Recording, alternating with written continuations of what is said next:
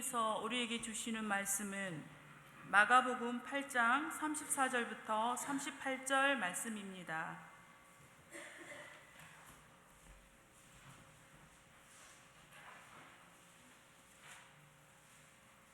이제 봉독합니다. 하나님의 말씀을 경청하십시오. 무리와 제자들을 불러 이르시되 누구든지 나를 따라오려거든 자기를 부인하고 자기 십자가를 지고 나를 따를 것이니라. 누구든지 자기 목숨을 구원하고자 하면 잃을 것이요 누구든지 나와 복음을 위하여 자기 목숨을 잃으면 구원하리라. 사람이 만일 온 천하를 얻고도 자기 목숨을 잃으면 무엇이 유익하리요? 사람이 무엇을 주고 자기 목숨과 바꾸겠느냐? 누구든지 이 음란하고 죄 많은 세대에서 나와 내 말을 부끄러워하면 인자도 아버지의 영광으로 거룩한 천사들과 함께 올 때에 그 사람을 부끄러워하리라. 하나님께서 이 말씀을 통해 우리에게 은혜 주시기를 원합니다.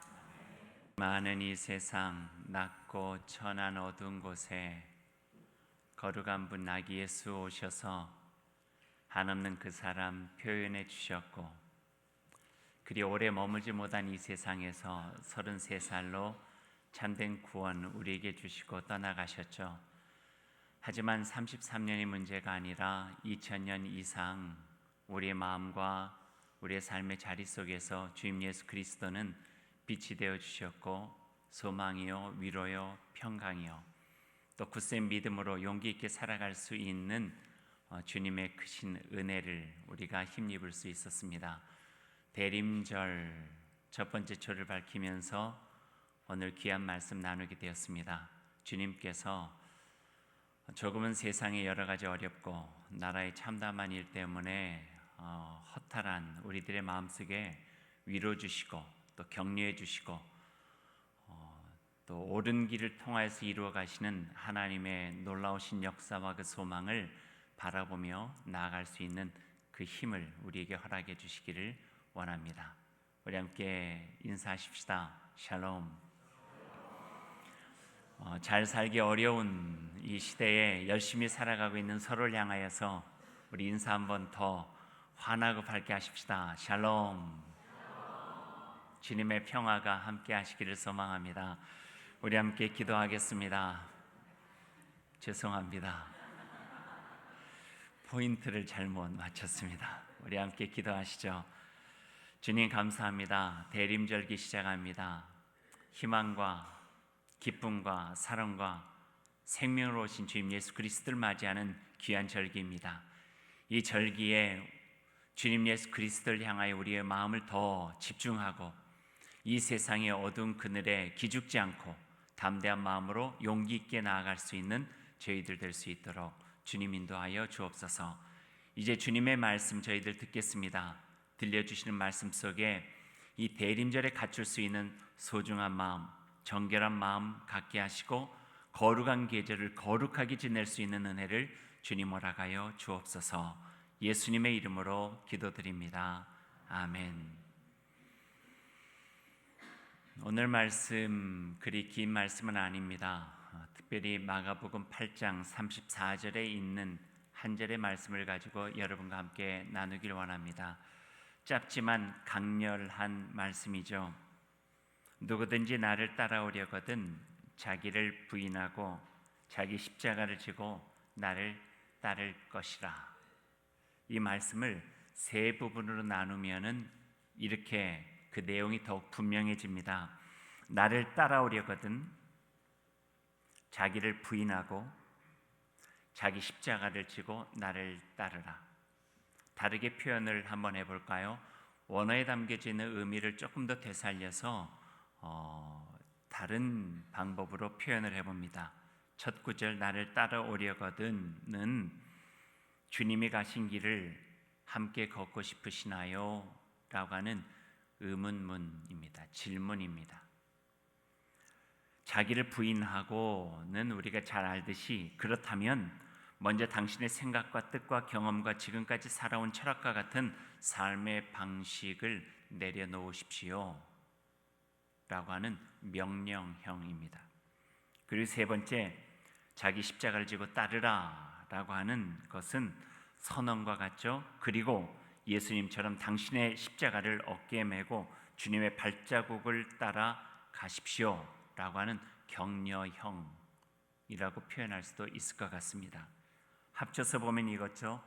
주님이 가신 길을 함께 걷고 싶으시나요? 그렇다면 먼저 당신의 생각과 뜻과 경험과 지금까지 살아온 철학과 같은 삶의 방식을 내려놓으십시오. 그리고 예수님처럼 당신의 십자가를 어깨에 메고 주님의 발자국을 따라 가십시오. 이렇게 표현할 수가 있는 말씀입니다. 주님의 말씀, 나를 따라오려거든, 그 말씀은 주님의 표현으로 바꾸자면 내가 가고 있는 이 길을 함께 걸어가고 싶은 마음이 있나요? 이겁니다. 여러분, 그 마음을 가지고 계시기 때문에 이 자리에 있는 것이겠죠. 예수님이 가신 그 길을 저도 부족하지만, 연약하지만, 흔들리지만 함께 따라가고 싶습니다. 거기에는 굳건한 믿음의 발로입니다. 왜냐하면 이 길을 걸어갈 때에 생명의 길이고, 이 길을 걸어갈 때 내 일회적인 인생 속에서 가장 참된 의미 있는 길을 걸어갈 수 있다고 하는 믿음의 확신이 있기 때문에 우리는 오늘 이 자리에서 우리의 부족함과 연약함을 불구하고 주님 예수 그리스도께서 먼저 가신 그 길을 따라가고자 하는 그 마음을 가지고 오늘 이 자리에 있게 되는 것입니다. 그런 마음을 가지고 살아가는 이들을 성경에서는 한 단어로 부르고 있죠. 제자라고 해요. 제자. 200번 이상 나오고 있는 그 단어가 바로 제자입니다. 왜 이렇게 기독교 신앙이 그 원천적인 힘을 잃어버렸을까 하는 이 시대에서 우리에게 주는 질문에 제가 예전에 읽은 책에서는 이렇게 대답하고 있습니다. 복음서에서 가장 많이 나오는 단어들 중에 하나가 따름이다. 주님은 제자들 향해 나를 따르라, 나를 따르라, 나를 따라오너라 라는 말씀을 하셨다. 그래서 초기 기독교는 따름의 신앙, 따름의 종교였다. 그 당시 신앙을 가지고 있는 이들은 어떻게 주님을 따를 것인가? 나는 과연 주님을 지금 잘 따르고 살아가고 있는가 하는 것을 놓고 고민하고 힘겹게 그것을 이루기 위해서 몸부림을 쳤다. 허나 지금은 그 따름이 없는 신앙의 무기력함만 볼 뿐이다. 그 책에서는 우리에게 그렇게 이야기하고 있어요. 따름이 무엇인가요? 따름을 다른 말로 하면은요, 모방이에요. 모방, 따라하는 거죠. 다른 말로 하면은 닮아가는 삶이라고 표현할 수 있을 것이에요.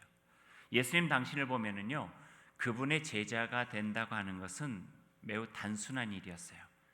함께 살면서 그분이 하는 생각, 그분이 하는 말, 그분이 하는 행동들을 따라하는 거였어요. 모방이죠. 그래서 모방을 잘하기 위해서 제자들은 관찰했어요. 우리가 좀 어렵게 믿음과 실천이란 말은 우리가 많이 사용하고 있는데 그걸 조금 더 우리적인 표현을 쓴다면은요, 관찰하고 모방하는 거예요. 잘 관찰하는 거죠. 이런 경우에 이런 상황 속에서는 어떻게 행동하시는지, 무슨 말을 하시는지, 어떤 생각을 하시는지 잘 관찰을 해서 묻고 질문하고 알아가려고 애쓰고, 그렇게 해서 관찰되어져 있는 것들을 가지고 제자들은 모방했어요. 그렇게 닮아가려 애썼어요. 예수님께서 하셨던 그 삶의 모습들을 그 곁에서 보고 배워가면서 그대로 살아가려고 애썼던 이들이라 하는 거죠. 그것이 제자예요. 단순했어요. 그분과 함께 다니면서 제자들은 잘 관찰하고 잘 모방해 가려고 애썼던 것이죠. 마치 자녀가 그 부모를 닮듯이 제자들의 모습도 성경 안에서 구체적으로 보면은 예수님을 참 많이, 스승을 참 많이 닮아갔어요.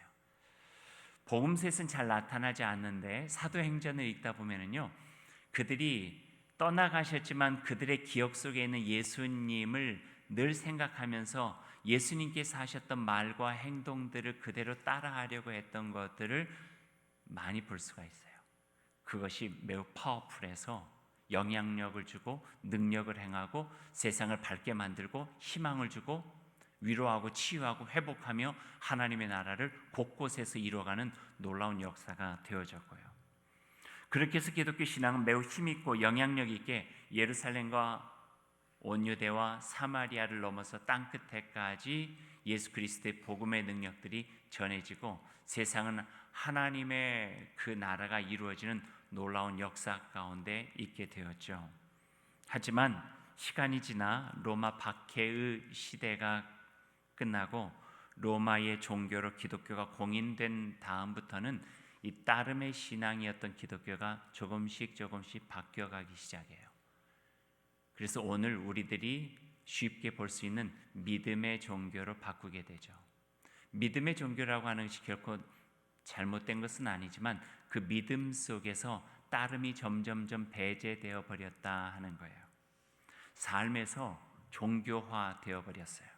생활에서 종교 의식화 되어 버렸어요.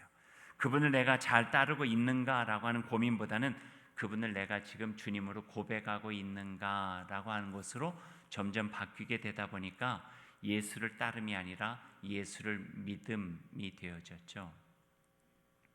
믿음이 강조되었던 시대는요, 지금 우리가 살아가고 있는 시대하고는 조금 달라요. 그 시대에 있어서의 믿음은 따름이 함께 결부된 믿음이었어요. 믿는다고 하는 것만으로도 그들은 자기의 모든 것들을 각오해야만 되는 어려움들이 있었죠. 지금의 믿음과는 조금 더 달라요. 그러다 보니까 점점 따름의 종교가 믿음의 종교로 옮겨가는 과정 속에 신앙이 삶에서 알무로, 구체적인 실천적 삶에서 우리의 입술로 옮겨가게 되었고, 일상적 삶에서 종교화되어지며 교회라고 하는 공간으로 축소가 되어졌던 것들을 우리들이 보게 돼요. 그리고 생각해보면 우리의 삶이 복음서에 나타나고 예수 그리스도를 따랐던 제자들이 몸소 보여줬던 그 신앙과는 조금은 다른 허약하고 연약하고 어떤 내 안에 있는 복음이 내 삶 속에서 위력을 발하지 못하고 마치 입술의 고백으로만 남아져 있는 신앙으로 변해버린 것 같은 것들을, 그래서 허탈하고 내가 진정 신앙인으로 살아가고 있나? 나의 믿음은 어떤 것이지? 예수 그리스도를 믿는 것과 믿지 않는 것이 어떤 의미가 있지? 하는 그 가름 속에서 우리 고민할 수밖에 없는 모습들을 갖게 된다 하는 말씀입니다. 믿음의 고백이 중요하지 않다는 건 아니에요. 믿음의 고백 매우 중요해요. 어떤 시대는 예배를 드리고 교회에 나아가고 나는 예수를 구주로 믿습니다 라고 하는 고백하는 것만으로도 목숨을 걸어야 했던 때가 있었어요. 소중한 삶의 터전을 빼앗기는 때가 있었고요. 얼마 후에 영화로 나온다 그래요. 앤더 슈샤크가 쓴 침묵이라고 하는 스콜레지 감독이 영화화했대요. 들어오면 꼭 보고 싶어요. 그 시대는 이런 시대였어요. 예수 그리스도 입술을 고백하는 것만으로도 자기 모든 것을 이뤄야 되는 어떤 결단과 각오가 없이는 주님을 자기의 구주로 모실 수 없는 시대, 그 척박한 시대를 살아갔고 그 시대를 배경으로 쓰여진 작품과 영화예요. 여러분도 한번 보시면 좋을 것 같다는 생각이 들어요. 그때를 생각해 보면은요, 신앙을 갖고 신앙을 지키기 위해는 엄청난 결단과 각오가 필요했죠. 밤에 사람들의 눈을 피해 335 모여들어 불을 밝히지도 못한 채 숨을 죽여가며 드리는 예배가 있었어요. 예수 믿는 사람답게 어떤 일을 못한다 할지라도 그저 예배 참석하고 그 예배를 통해 우리가 구원하신 주님을 만나는 그 하나만으로도 대단한 믿음을 보여줄 수 있는 그 시대였죠. 기독교 초기 상황도 그러했고요. 하지만 지금 우리가 살아가는 시대는 조금 달라요. 물론 상황과 환경에 따라 조금은 차이가 있지만 신앙을 갖고 있다고 해서 내가 기독교인이라고 해서 위협을 받지도 않고요. 목숨을 걸지 않아도 괜찮고요. 예배에 참여하는 것에 대해서 위협을 받는 것도 아니고요. 신체적인 어려움이나 경제적인 어려움이나 또는 관계가 깨어지는 경우들은 극히 드문 경우이기는 하다는 말씀이에요. 그래서 지금 우리가 살아가고 있는 시대는요, 핍박과 박해의 시대라기보다는 어쩌면 내가 내적으로 들어와 있는 것들을 극복해내야 되는 미혹과 유혹의 시대예요. 유혹이 그만큼 많고 미혹되어짐이 그만큼 많기 때문에 그 안에서 나의 삶을 하나님의 백성답게 그리스도를 따르는 이답게 지켜가는 삶이 그리 쉽지 않은 시대를 살아가고 있죠. 다른 말로 표현하면요, 외부적인 압력보다는 내 내적인 결단이 더 중요한 시대가 되었다 하는 거예요. 그러니 조금만 내 마음이 느슨해지고 나태해지고 세상에 내 마음 두고 살아가게 되면은 내가 신앙인인가, 내가 주님과 함께 길을 걷는 자인가, 내가 예수님을 믿는 사람인가, 스스로 내 안에 자괴감이 들 수도 있다는 거예요. 요즘 잘 쓰는 말로 하면 내가 이러려고 그리스도인이 되었나, 이렇게 표현할 수도 있겠죠. 의미가 없으니까요. 청년 형제 하나가 저에게 상담을 하러 왔어요. 그 친구에게는 매우 심각한 상담이었어요. 그래서 저에게 전화를 해서 목사님, 제가 조금 의논 드릴 게 있는데 시간을 내주실 수 있나요? 그래서 얼마든지 오라고 해서 만났죠. 그 친구가 고등학교 졸업하고 대학 한 2학년 정도 됐는데 정말 힘든 게 하나가 있다는 거예요. 대학생활 속에. 그게 바로 술 문화래요. 술 문화. 술이라고 하는 것이 기독교 신앙 속에 크게 중요한 것은 아니지만 이제 고등부까지 마치고 대학에 간 친구에게는 자기가 지켜야 될 굉장히 중요한 것 중에 하나였어요. 술자리를 피할 수도 없고 또 모두가 참여해야 되는 자리니까 거기 앉아 있으면 술을 권하게 되고 그걸 거절하는 것이 매우 힘들다는 거예요. 그래서 저한테 목사님 어떻게 하면은 거기서 자기가 잘 지켜갈 수 있습니까? 이렇게 고민을 이야기를 했어요. 제가 뭐라고 했을까요? 좋은 방법 하나를 가르쳐 줬어요. 그 방법은 다른 게 아니라 지금 내가 한약을 먹는 중이어서 내가 술을 못 먹겠다, 그렇게 이야기를 하라고 그랬어요. 그랬더니 얼굴이 환해졌어요. 아마 그 친구는 4년 동안 한약을 먹었을 것 같아요. 이거는요, 신앙의 애교예요. 이거는 엄청난 일 아니에요. 이건 신앙의 결단이기보다는 삶의 지혜예요. 믿음을 가지고 있는 자로서 어려운 상황 속에 어떻게 지혜를 가지고 살아갈 것인가. 하지만 이보다도 훨씬 더 심각하고 어떤 경우에 삶에 손해가 오고 힘든 경우에 처할 수 있는 상황들이 얼마나 많이 있는지 몰라요. 주님을 따르며 살아간다고 하는 의미는 매우 비장하고 막중하다고 하는 말씀이에요.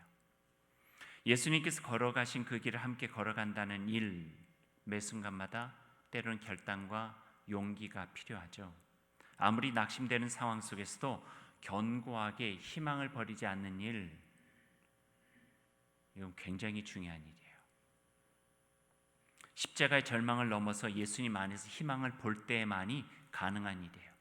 선한 일을 하면서 지치지 않을 수 있는 힘, 굉장히 중요한 일이에요. 왜냐하면 많은 사람들이 선한 일을 몇 번 하다가 알아주지 않고 어려움이 오면은 포기하기가 너무 쉽기 때문에 그래요. 하지만 주님 예수 그리스도께서 마지막까지 그 길을 걸어가셨다고 하는 그 모습이 우리 안에서는 포기하지 않고 지치지 않고 절망이나 낙심하지 않으면서 선한 일은 내가 끝까지 어떤 어려움이 있다 할지라도 지키겠다고 하는 그런 마음을 옹골지게 가질 수 있도록 돕는 믿음이 될 수 있죠. 옳은 길을 가고 옳은 일을 행하며 악한 세력을 물리칠 수 있는 용기, 이건 담대해야 돼요. 예수 그리스도께서 십자가 앞에서도 그 길을 걸어가셨던 것처럼 그 믿음이 내 안에 옮겨와서 마치 불붙지 않으면 할 수 없는 일들이에요. 사람은 무서움도 있고 두려움도 있기 때문에 그래요. 이 일을 했을 때 내가 받을 수 있는 여러 가지 어려움들이 얼마나 많이 있는가를 계산할 수 있는 마음이 있기 때문에 사람들은 주저할 수밖에 없고 머뭇거릴 수밖에 없지만, 그러나 겟세마네 동산의 기도를 통하여 십자가의 언덕을 넘으신 예수 그리스도가 그 마음에 있다면은 용기를 낼 수 있는 거죠. 이게 주님의 길을 따르는 길이에요. 가난하고 연약한 이와 친구가 되어주고 자기가 가지고 있는 소유를 나눠줄 수 있으며 그들이 관심을 갖고 함께 살아가는 일 쉬운 일 아니에요. 적어도 복음서에서 보여주신 예수 그리스도의 눈길이 어디에 머물고 있고 예수 그리스도의 그 손길로 누구와 함께 맞잡고 살아갔는지를 그 마음속에 온전하게 알지 않는 한 그러한 삶은 철저하게 이기적으로 바꿀 수밖에 없다 하는 거예요. 내게는 조금 힘들고 어려운 일일지라도 좋은 일, 옳은 일을 위해 기꺼이 참여해서 헌신의 삶을 살아가는 일 쉽지 않아요. 그게 바로 주님을 따르는 일이기 때문에 그렇죠. 한 알의 밀알처럼 마르지 않는 샘물처럼 아낌없이 주는 나무처럼 어린아이의 손에 들린 물고기 2마리와 보리떡 5개처럼 세상의 기쁨과 평화를 주고 세상의 감동과 기적이 되어지는 일은 그리 쉬운 일은 아니에요. 왜냐하면 여기에는 믿음을 넘어서 믿기 때문에 따르는 삶의 결단과 따르는 삶의 고백들이 이 속에 배어 있을 때만이 가능한 일이기 때문에 그렇죠. 관찰과 모방, 믿음과 실천, 이 2가지는 이 대림절을 맞아서 우리 안에 다시 한번 갖추고 살아가야 될 소중한 부분이라고 오늘 이 말씀을 우리에게 들려주고 계세요. 고전 아주 클래식한 유머 하나 할게요. 다 아는 유머예요. 언젠가는 한 번씩 다 해봤던 유머고 웃었던 유머일 수 있어요. 이런 이야기죠. 학교 미술 시험 시간에 시험 문제가 나왔어요. 그 문제는 생각하는 사람이라고 하는 그 조각상이 그림으로 나와 있고 이 작품을 조각한 사람이 누구냐 하는 질문이에요. 아시는 이야기죠? 네. 누구예요? 어떤 한 친구가 정답을 썼어요. 로댕. 그때 모르고 있었던 친구가 있었던 모양이에요. 그걸 옆에서 엿봤어요. 그걸 어려운 말로 컨닝이라고 그러죠. 봤어요? 근데 잘못 봤어요. 그래서 오뎅이라고 썼어요. 근데 오뎅이라고 쓴 친구 옆에 또 모르는 친구가 있었어요. 이렇게 쭉 보고 난 다음에 오뎅이라고 똑같이 쓰면은 선생님이 알아챌까봐 다르게 썼어요. 덴뿌라 이렇게. 웃으시는 겁니까? 모르시는 분들 있었던 것 같아요. 그 옆에 또 모르는 친구가 있었어요. 그래서 그 덴뿌라를 보고 난 다음에 조금 난 고상하게 써야 되겠다. 그래서 어묵 이렇게 썼대요. 옛날에 그 고전적인 유머 중에 하나예요. 제가 무슨 말씀을 드리려고 하는가? 틀린 답을 정답처럼 보고 살아가는 시대에 우리가 살고 있다는 거예요. 오답이에요. 틀린 답이에요. 잘못된 거예요. 근데 얼핏 보면 그게 정답 같아요. 잘 사는 길 같아요. 그렇게 살면 행복할 것 같아요. 하나라도 문제 더 잘 맞아가지고 뭔가 좋은 일이 있을 것 같아요. 오답을, 틀린 답을 정답처럼 보고 살아가는 시대. 그런 시대는 불행하잖아요. 어렵더라도 정답을 위해서 애쓰는 거죠. 모른다 하고 다음에 알면은 더 잘 써나가고. 이 시대가 불행한 것은 오답을 정답이라 우기는 사람들이 많이 있기 때문에도 그렇지만 어찌 보면 보고 배울 만한 사람들이 참 없어요. 보고 배울 만한 사람, 닮고 싶다는 사람들이 참 없어요. 얼마 전에 친구들과 이야기하다가 우리의 청년기에는 우리가 보고 배울 만한 사상가들이 있었는데 그 사상가들이 좋은 분들이 와서 강연을 한다면은 고등학교 교복을 입고라도 그곳에 가서 1시간, 2시간, 3시간 빡빡하게 땀 냄새 나면서 그 속에서 들으면서 가슴이 뛰고 막 꿈이 생기고 그곳에 내가 어떻게 살아갈까 하는 그런 마음이 생겼던 그런 분들이 있었는데 요즘에는 가슴을 뛰게 하는 사람이 없다 하는 이야기를 한 적이 있었어요. 신앙은요, 보고 관찰하고 마음속에 그분을 사모하며 따르는 거예요. 우리는 행복한 사람이에요. 따를 수 있는 분이 있기 때문에. 예수님을 따를 수 있다고 하는 것은 우리에게 진정한 행복이에요. 저쪽 교육관에 가시면은 교육관마다 요즘에는 그 페인트 칠하우라고 이름이 다 떨어져서 보이지는 않지만, 예전에 저쪽에서 교회 생활을 했던 우리 초기 우리 다육교 교우들은 다 알아요. 이 방의 이름이 뭔지요. 들어가서 지금 유년부 아동 일부 하고 있는 곳은 뭐 이승은실, 뭐 옆에 있는 것은 뭐 조만식실, 유일한실, 뭐 김알란실, 이름을 다 붙였어요.